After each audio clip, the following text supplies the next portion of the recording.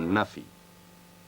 Ahí pudo observar a Hitler, un hombre que predecía un futuro glorioso para Alemania a pocos metros de distancia. Bormann, al igual que el propio Hitler, estaba convencido que Hitler era uno de esos genios que solo nacen una vez cada 2000 años. Hitler expresó esta opinión muy claramente en el periodo en el que se vio apartado del ejército, propagando una dictadura alemana como alternativa a una monarquía o a una república, y encabezada por un dictador superdotado que, cómo no, sería él mismo.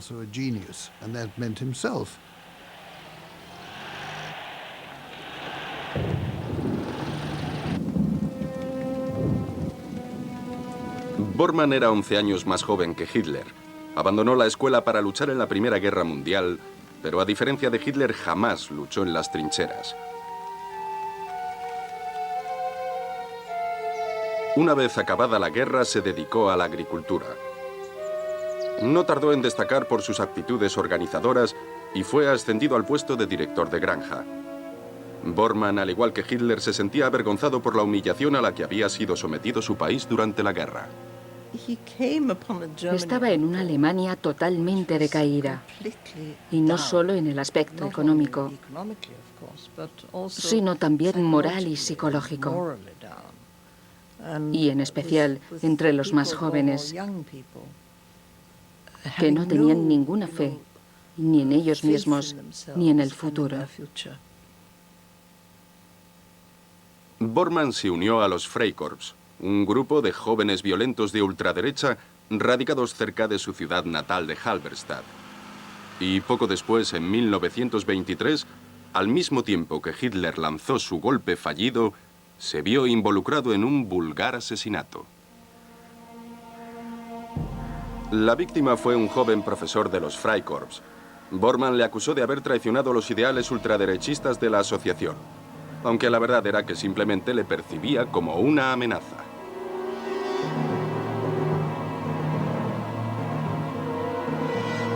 El profesor fue apaleado y brutalmente asesinado por los subordinados de Bormann.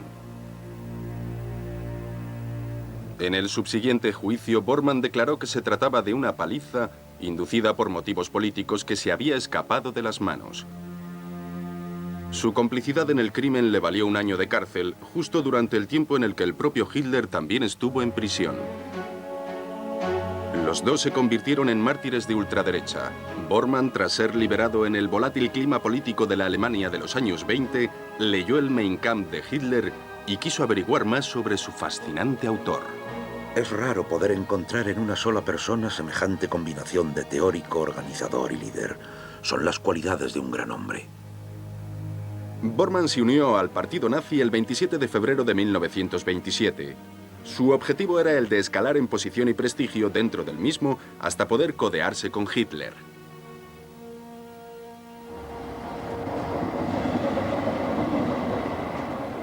Se mudó hasta Múnich, el centro de influencia de los nazis, y comenzó a dejarse ver en el café predilecto de los miembros del partido, el Schelling Salon.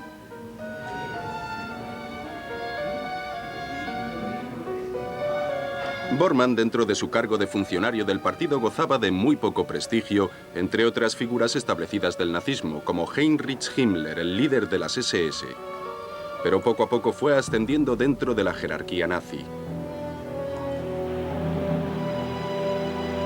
Conoció a Hitler en 1928, y este se quedó sorprendido con la diligencia y el afán emprendedor de Bormann. Bormann no tardó en hacerse con el control de la recaudación del partido. Con el ascenso de Hitler al poder en 1933, se le ascendió a supervisor personal de la cuenta privada del Führer. Bormann era un administrador fantástico. Tenía muchísimo poder. Supongo que cualquier hombre como Hitler, necesitaría un Bormann. El dinero sellaría la creciente dependencia mutua existente entre Bormann y su maestro. Bormann, al guardar las arcas del partido, conocía todos los secretos financieros del Führer. Hitler cultivaba una imagen pública sobria y frugal. No tengo ni propiedades, ni capital, ni fumo ni bebo. Solo como en los restaurantes más modestos.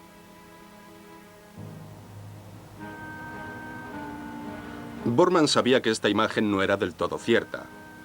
A Hitler le gustaba la buena vida. Vivía en un apartamento alquilado en el mejor barrio de Múnich. Más adelante, Bormann le compraría el edificio entero con fondos del partido.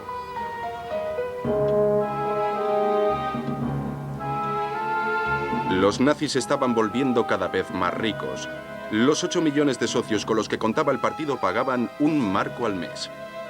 En sus momentos álgidos, el partido alcanzó unas ganancias anuales equivalentes a 414 millones de euros de hoy en día. Bormann se valía de todo tipo de estratagemas para ensanchar las arcas del partido. Se encargó de recaudar las ganancias de Mein Kampf y empezó a cobrar derechos de imagen por los sellos en los que aparecía el Führer. En 1933, Hitler nombró a Bormann secretario personal de Rudolf Hess, su lugarteniente. Hess era notorio por su falta de interés en asuntos administrativos. El líder de las juventudes hitlerianas tenía lo siguiente que decir sobre él. Hess supuestamente tenía que estar presente en todas las reuniones entre Hitler y los líderes del partido, pero no tardó en delegarle esta responsabilidad a Bormann. Bormann atendía las peticiones de Hitler con mucha más diligencia que Hess, que era una persona muy vaga y desordenada. Bormann se encargó de anotar minuciosamente todos los intercambios verbales entre Hitler y los demás miembros del partido.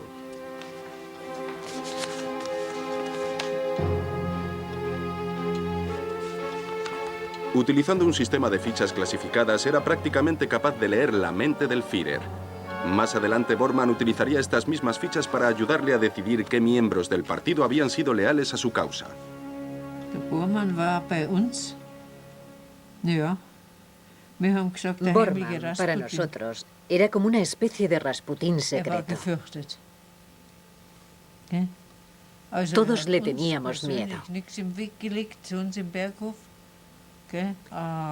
Jamás se entrometía personalmente en nuestros asuntos, pero era un hombre de recursos infinitos.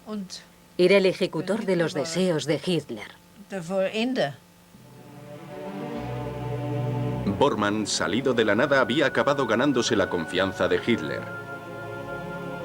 El acercamiento progresivo de Alemania a la guerra solo serviría para solidificar esta relación.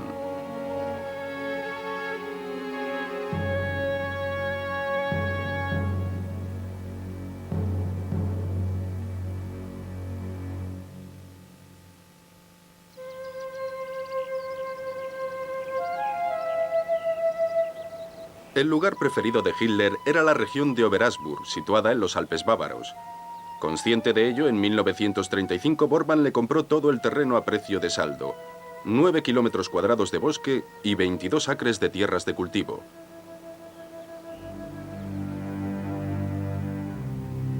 Bormann pagó la compra con el dinero obtenido por la Fundación Adolf Hitler, de la cual era administrador. En los 12 años que duró el Reich, firmas alemanas como Krups y AEG le dieron al Führer más del equivalente a 4 billones de euros de hoy en día. El dinero iba supuestamente a parar a obras benéficas, aunque en realidad se utilizaba para caprichos personales. Bormann supervisó la construcción de El Barghof, la casa de campo de Hitler.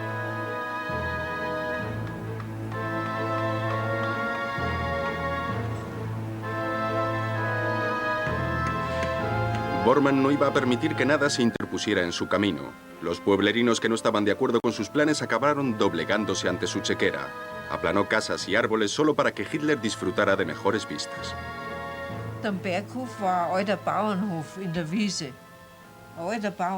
Al lado del Berghof había una granja antigua deshabitada. Y Hitler dijo que estaría muy bien que la granja no estropeara la vista.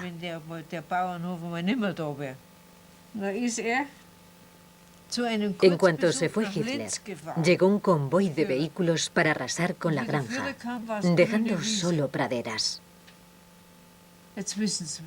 Ahora ya pueden entender por qué llamábamos a Bormann el ejecutor.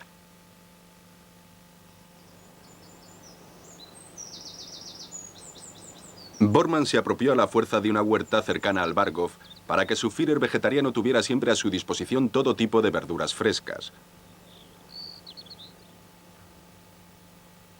Bormann personalmente tenía muchas bocas que alimentar, ya que tuvo 10 hijos junto a su mujer Gerda, y al igual que Hitler también quería disfrutar de la vida campestre. La familia se mudó al Oberaugsburg en 1936, cuando Martin, el hijo primogénito, tenía casi 7 años.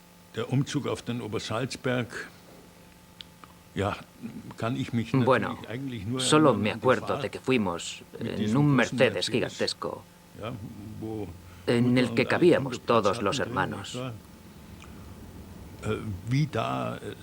No sé cómo transportaron el equipaje, pero el paseo fue toda una experiencia. Estábamos en pleno verano e, indudablemente, eligieron un día precioso para hacer la mudanza. Pero esta imagen de hombre familiar era totalmente falsa. Hitler, el partido y otras mujeres siempre tendrían mucha más relevancia que la vida familiar de Bormann.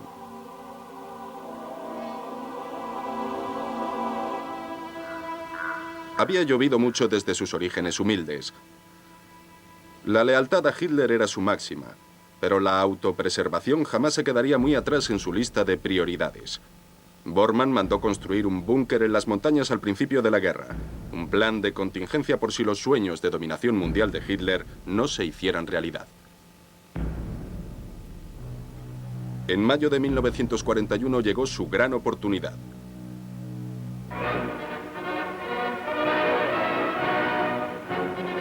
Rudolf Hess, el lugarteniente de Hitler, había viajado hasta Gran Bretaña en una misión de paz privada. Hitler renegó de Hess ante el mundo. Su misión fue un desastre de relaciones públicas para el partido, con la excepción de Martin Bormann. Hess era el camarada más antiguo de Hitler y Bormann superó incluso al mismísimo Führer con la vehemencia con la que procedió a atacar al traidor. Eliminó el nombre de Hess de todos los escritos del partido y desalojó a su mujer y a su hijo de su casa. Fue tan lejos que borró las conexiones con Hess hasta en el seno de su propia familia. Mi hermano y mi hermana tuvieron que cambiar sus nombres de pila simplemente para que nadie recordase a Rudolf Hess o a su mujer, Ilsa. A mi hermana Ilsa le cambiaron el nombre por Ika. Y a mi hermano Rudolf Gerhard le pusieron Helmut Gerhard, solo para que no se volvieran a mencionar los nombres de Rudolf Hess y su esposa.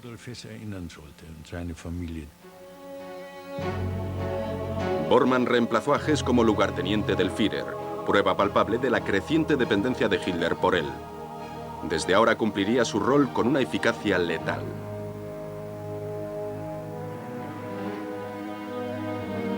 Christa Schroeder, la secretaria de Hitler, escribió en su diario las siguientes palabras. Hitler no escatimaba elogios con Bormann. Una vez dijo que lo que los demás tardaban en hacer en un día, él podía hacerlo con Bormann en cuestión de horas, porque jamás se olvidaba de nada. Sabía que podía despreocuparse de los asuntos de los que se encargaba Bormann y decía que sus documentos estaban tan exquisitamente compuestos que podía desempeñar en 10 minutos labores que en otras circunstancias le hubieran requerido horas. Cuando Hitler quería algo, Bormann se apresuraba a cumplir sus deseos sin tener en cuenta las extravagancias o el horario de los mismos.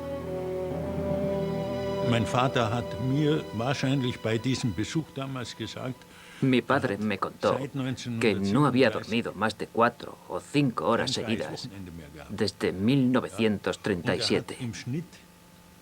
El motivo era que se había adaptado perfectamente al ritmo de vida del Führer. Hitler se acostaba a las 2 de la mañana, una hora tardísima, y mi padre se acostaba también a esa misma hora. Lo peor de todo es que a las 8 de la mañana ya estaba de vuelta en su oficina. Todo eso tuvo que ser muy agotador para él. Einmal habe ich laut loslachen müssen. Hubo un día que no pude contener la risa. Fue algo muy típico de Bormann. Eran las 2 de la mañana del día de Año Nuevo y su chofer llegó con una carta y me dijo: «Aquí tienes tu felicitación por el Año Nuevo». El sobre contenía órdenes aprobadas por el Führer sobre la prohibición instantánea de fumar en todo el Berghof. Me lo mandó el día de Año Nuevo a las 2 de la madrugada como si no pasara nada. Así era Bormann. Bormann organizaba el día a día de Hitler. Escribía su diario y concertaba sus citas. Decidía quién podía ver al Führer y quién no. Se aprovechaba de su cargo para incrementar su poder, satisfacer sus diferencias personales y, en esencia, cimentar su posición deshaciéndose de todos sus posibles rivales. Tenía tanta influencia sobre Hitler que las únicas personas que entraban en el círculo del dictador solo lo hacían con su beneplácito.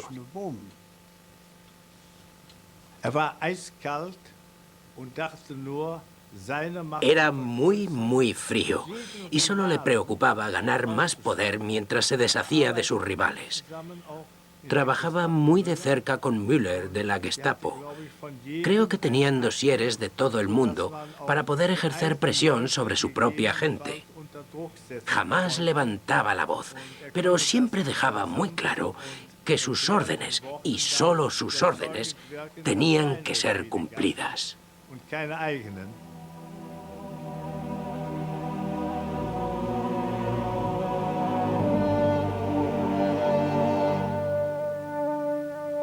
Bormann ya estaba en una posición desde la cual podría ajustar cuentas con los demás nazis, los mismos hombres que se burlaron de él en Múnich en los años 20.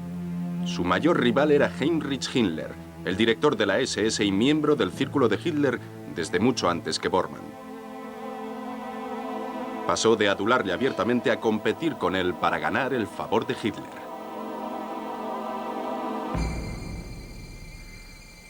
Estas diferencias se acentuaban cada vez que ambos se veían obligados a pasar tiempo juntos en la guarida del Lobo, el centro de comando oriental de Hitler. Bormann denigraba a Himmler en las cartas que le escribía a su esposa. No podría tildar la visita de hoy de Himmler como agradable. Dice que cree que el jefe le trata injustamente.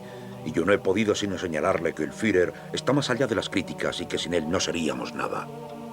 Mientras que las obligaciones de Himmler le mantenían apartado de Hitler durante semanas, Bormann estaba constantemente a su lado. Himmler sospechaba que Bormann, además de criticarle, impedía que sus mensajes le llegaran al Führer. Escapar de su influencia es casi imposible. Espero poder estar siempre un paso por delante de él. Bormann también sentía tremendos celos del aristocrático Albert Speer, el arquitecto de Hitler. Hitler adoraba a Speer. Creo que Speer era todo lo que él quería ser. Y bueno, se identificaba con este artista. Apuesto e inteligente, con un dominio exquisito del alemán.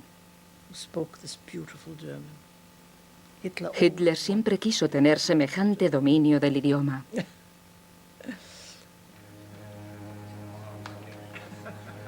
Bormann, con sus orígenes provincianos, quería que Hitler le admirase de la misma manera. Siempre estaba buscando nuevas formas de demostrar su dedicación. Una de ellas fue la de encargarse de anotar todas las palabras de Hitler. Durante las largas y aisladas noches en la guarida del Lobo, Hitler detallaba sus planes para cambiar la faz del mundo. Bormann se encargó de que todas estas divagaciones quedaran minuciosamente anotadas para la posteridad. En ciertas ocasiones, Hitler sacaba a relucir su vena filosófica. Un hombre sin sentido de la historia es como un hombre sin ojos u oídos. Está vivo, sí, pero ¿con qué razón? En otras ocasiones, Hitler hablaba de la necesidad de mantener la corrupción alejada del partido nazi. Ningún funcionario del Estado debe ser accionista. Ningún líder del partido puede formar parte de cualquier consejo de administración, independientemente de si el cargo es remunerado u honorario. Bormann mostraba su apoyo incondicional por las ideas de Hitler sobre la corrupción, importándole poco o nada las enormes cantidades donadas por empresas alemanas al partido. El poder que ostentaba Hitler se estaba convirtiendo en el poder de Bormann, un poder que le permitiría tanto seducir como acabar con la vida de cualquier persona.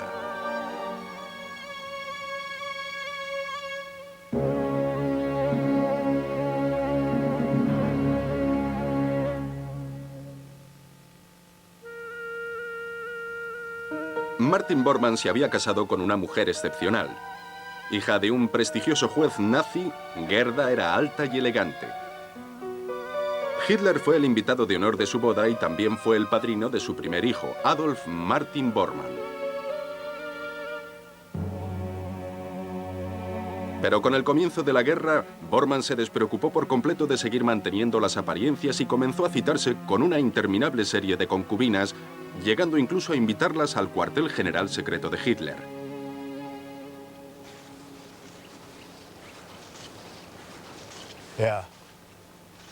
Alfons Schulz, uno de los telefonistas de la guarida del Lobo, hacía también las labores de mensajero para Bormann. Una mañana le tuve que llevar un telegrama. Llegué hasta su búnker y me abrió la puerta una señorita rubia muy hermosa. Me dijo que pasara y me sonrió de una manera tan sugerente que me faltó poco para seguirla hacia adentro. Pero entonces mis instintos de supervivencia se apoderaron de mí y me dije a mí mismo: anda con cuidado, chaval, y no enfurezcas a Bormann. Entonces le dije que había venido a traer un mensaje, que muchas gracias. Dije Heil Hitler y me fui corriendo de allí.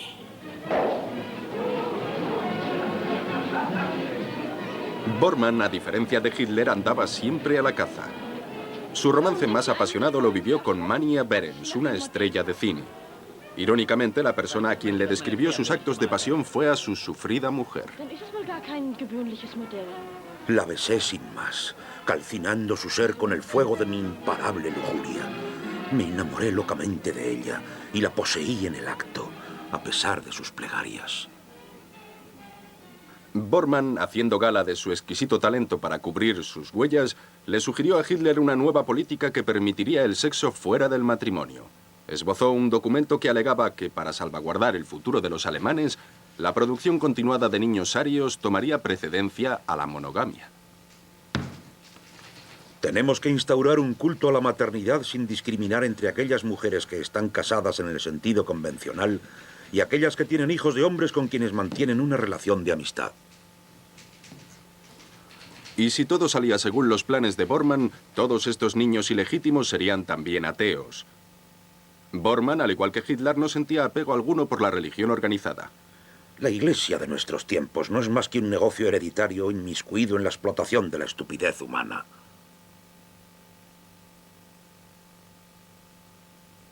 Pero aunque Hitler no tenía planes inmediatos para acabar con la Iglesia, Bormann empleó todos sus recursos para desprestigiarla por completo.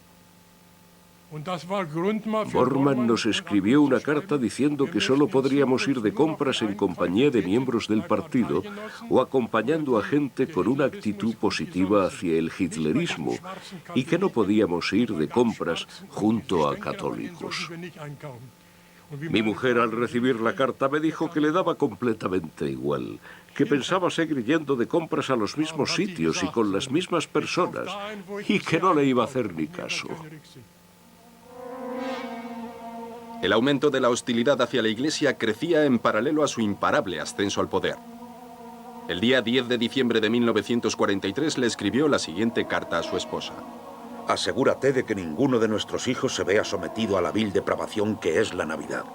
Lo repito, hemos de tener sumo cuidado en no suministrarles un veneno tan dificilísimo de curar.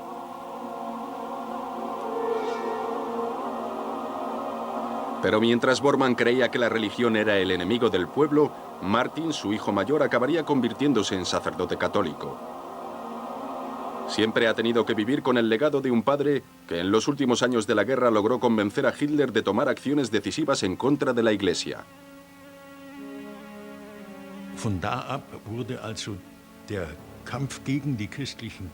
Los actos en contra de las iglesias cristianas se sucedían con frecuencia.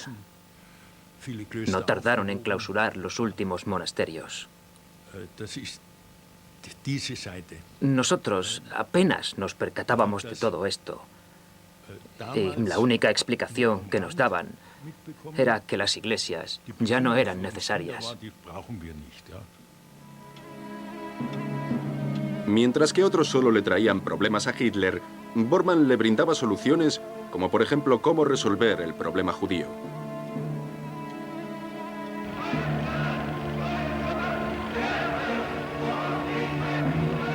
Tenemos que actuar decisivamente. Cuando se saca una muela, hay que sacarla de un solo tirón para que el dolor desaparezca rápidamente. Si los judíos no abandonan Europa de inmediato, jamás llegaremos a un entendimiento entre los europeos. Bormann escuchaba las diatribas de Hitler, las anotaba y rápidamente transmitía las órdenes necesarias a aquellos que se encargarían de hacer el trabajo sucio. En una orden secreta del 9 de octubre de 1942, confirmó por escrito la determinación de Hitler de lograr la eliminación definitiva de los judíos mediante campamentos especiales.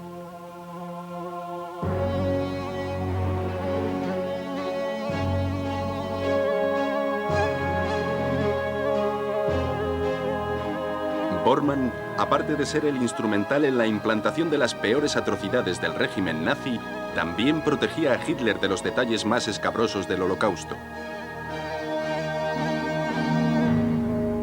Cualquier mención del tema estaba estrictamente prohibida, algo que Henrietta von Schirach averiguó muy rápidamente en la fiesta en Berlín.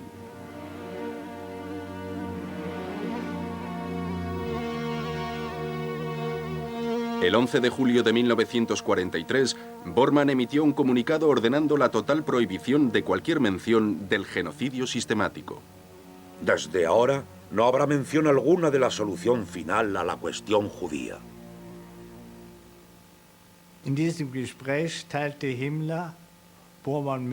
Un amigo mío escuchó una conversación en la que Himmler le dijo a Bormann que ya había liquidado a 40.000 judíos.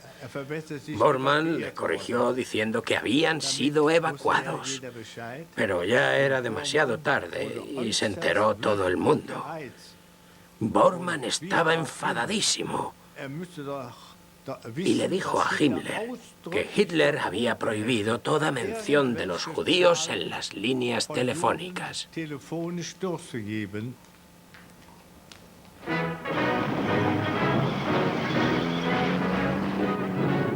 Soy la última esperanza de Europa. Al no haberse doblegado ante el encanto y la persuasión, me he visto obligado a tomarla por la fuerza.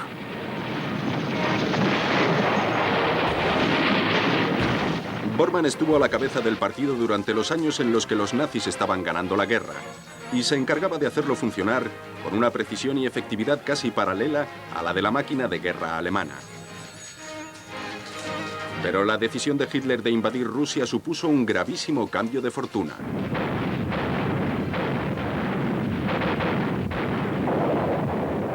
En 1943, el ejército alemán no logró doblegar a los soviéticos en la batalla de Stalingrado.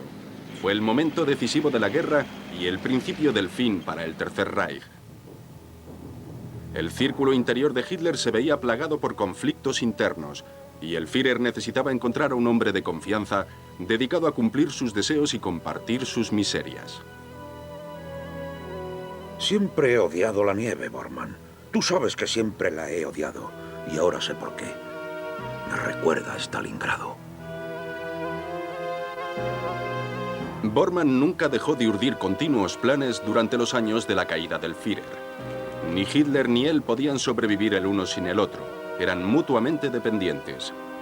Pero con cada derrota, el asistente de Hitler se acercaba cada vez más al poder.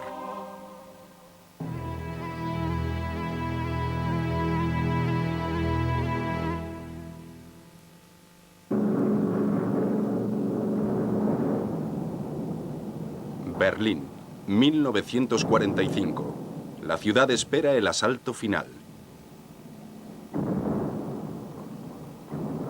Hitler, Bormann y el grupo reducido que aún le guarda lealtad al Führer están pasando estos últimos y desesperados meses del conflicto encerrados en un búnker subterráneo.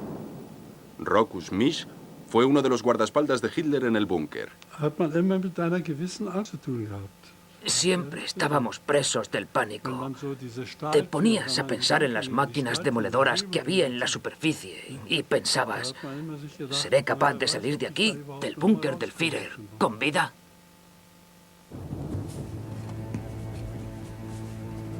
Y fue aquí, atrapado en la oscuridad, donde Hitler urdió los detalles de su último plan. El 18 de febrero, Bormann le escribió la siguiente carta a su esposa.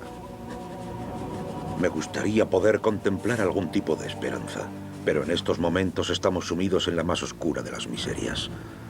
Los ataques solo pueden ir en aumento, aunque el enemigo también está sufriendo pérdidas.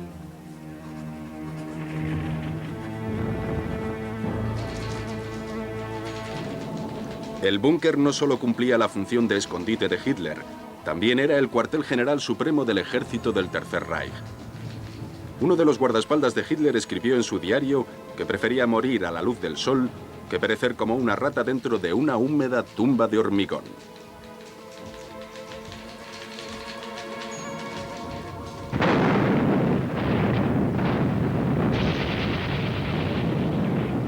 Los soviéticos lanzaron la ofensiva final contra Berlín el 15 de abril a las 4:10 de la madrugada.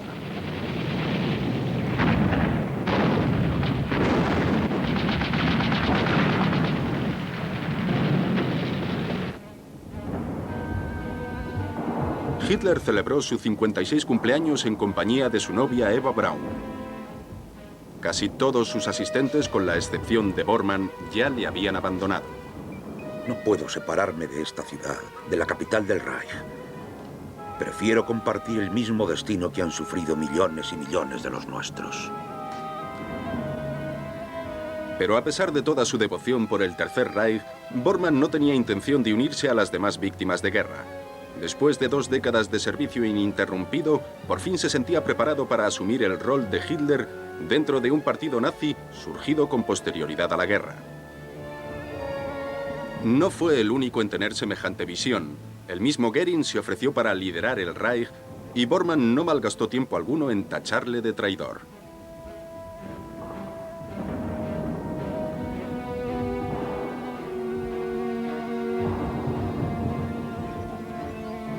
Poco después, la BBC informaba del intento de rendición de Heinrich Himmler.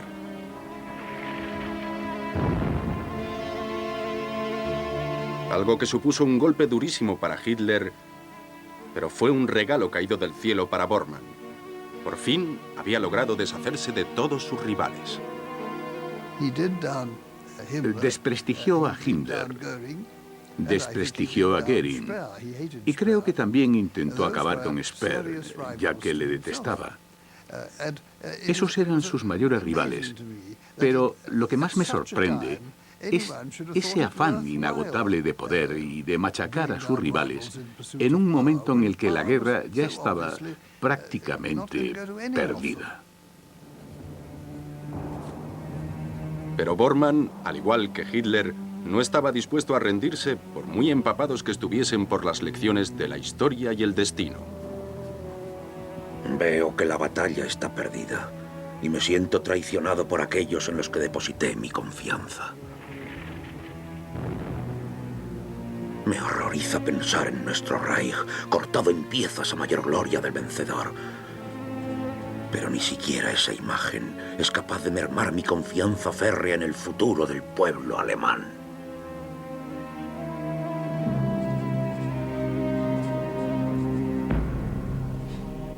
El único hombre que le había sido fiel era Martin Bormann. El 29 de abril de 1945, pocas horas antes de suicidarse, Hitler dictó su testamento político. Un testamento que otorgaba a Bormann el poder que había codiciado durante toda su vida. Hitler le nombró siguiente líder del partido nazi. En estos momentos, el ejército rojo se encontraba a 400 metros del búnker. Estábamos muy cerca del final. Era una situación indescriptible. Estábamos hartos y cansados y sabíamos que ya no había vuelta atrás. Yo seguía contestando el teléfono, pasando las llamadas y todo eso para poder olvidarme un poco del funesto destino que nos aguardaba. Era todo lo que podía hacer.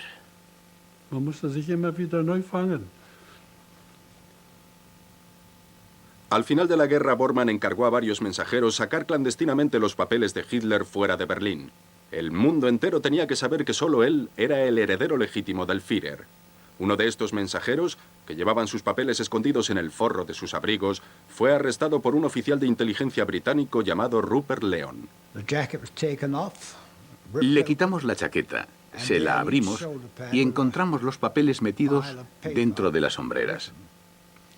Nuestros expertos en alemán desencriptaron un mensaje que resultó ser el testamento de Hitler, sus excusas por haber perdido la guerra y le echaba la culpa al pueblo alemán de haberle traicionado y todas esas cosas.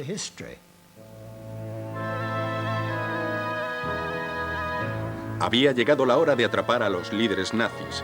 Himmler, Göring y Speer no tardaron en ser capturados. Pero ¿dónde estaba Bormann? Ya no quedaba casi nadie, y Bormann, antes de salir, tenía que pasar por delante de mí. Se acercó, me dio la mano y me dijo: «Te seguimos necesitando. De momento te vas a tener que quedar aquí. Buena suerte». Y se marchó.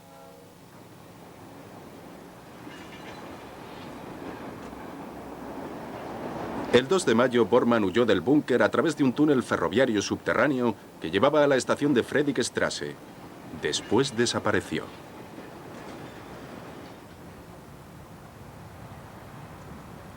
Seis meses más tarde, los supervivientes de la élite nazi fueron llevados a juicio en Nuremberg.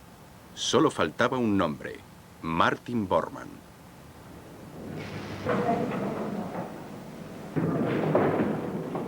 A pesar de su ausencia, se leyeron los cargos. Al defensor se le acusa de haber transmitido las órdenes del Führer. Es tan profundamente culpable como todos los demás conspiradores nazis. Sus abogados son incapaces de refutar estos cargos y sospechamos que tampoco podrían hacerlo aun estando el defensor aquí presente. La sentencia es de muerte in absentia. Bormann era el criminal de guerra más buscado del mundo. Se le quería vivo o muerto. En las décadas siguientes se documentaron supuestos avistamientos a lo largo del planeta. Las teorías más recurrentes le vinculaban con un baluarte nazi en Paraguay.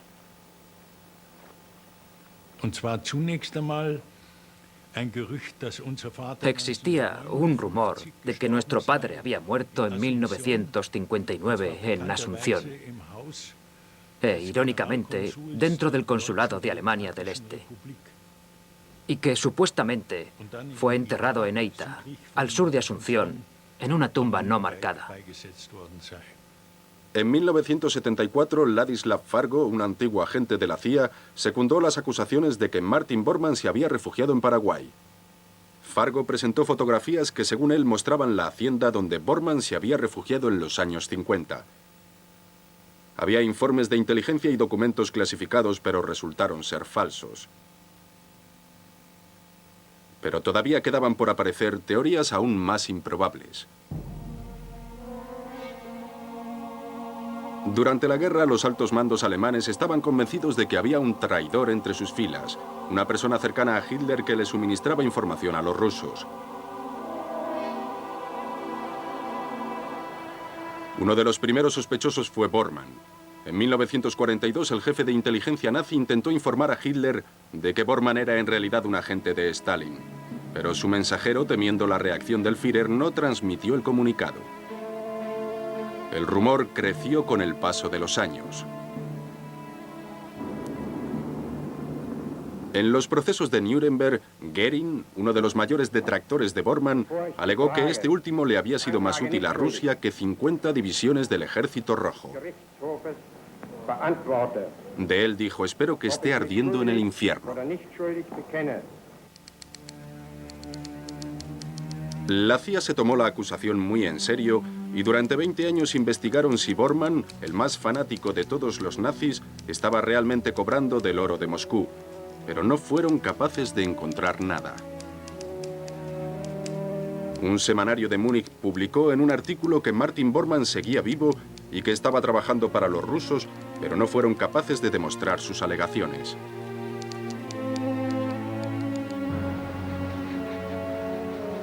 Finalmente se hizo un descubrimiento que silenciaría las especulaciones de una vez por todas. En 1972, unos obreros que estaban excavando en una de las calles de Berlín se toparon con un esqueleto que llevaba ahí enterrado desde 1945. Bormann, en su afán por tener controlados a los suyos, había reunido los historiales dentales de toda la élite nazi. Su historial coincidía exactamente con la dentadura de la calavera enterrada. Pero aún habría que esperar otro cuarto de siglo para poder confirmar la identidad del cuerpo. Había demasiado en juego para hacer suposiciones apresuradas. En 1999, los adelantos en la tecnología de identificación de ADN hicieron posible la autentificación conclusiva de los restos. El cuerpo, después de ser legalmente identificado como el de Martin Bormann, fue enterrado en alta mar.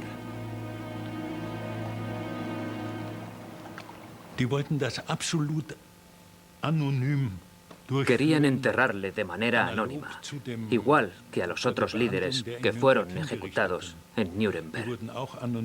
A ellos les habían incinerado secretamente para después desperdigar sus cenizas sobre los ríos del sur de Alemania.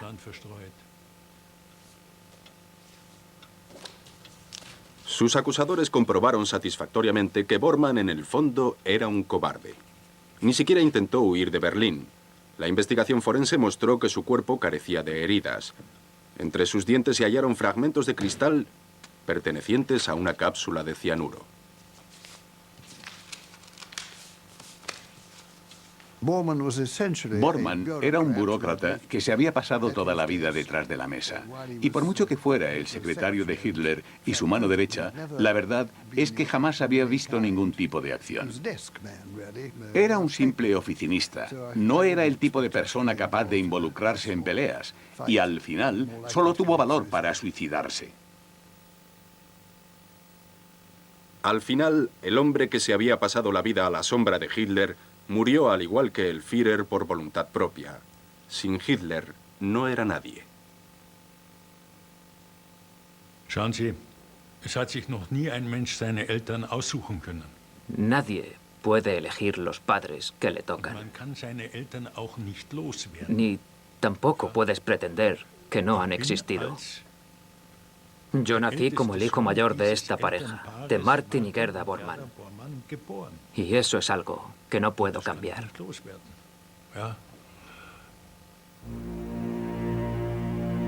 Bormann era un hombre cegado por sus ideales. Estaba totalmente dedicado a la consecución del sueño de otro. ¿Pero es posible que esta lealtad le libre de la responsabilidad por sus crímenes? La verdad es que no soy capaz de juzgarle. No puedo mirar en las profundidades de su corazón. Eso es algo que solo puede hacer el Señor. Y por eso mismo, no soy capaz de emitir juicio alguno sobre los actos cometidos por mi padre. Me sería imposible. Martin Bormann fue un hombre de insaciables ambiciones que constantemente excedía sus competencias por complacer a su amo. Su vida dependía de Hitler, quien al final también acabaría dependiendo de él.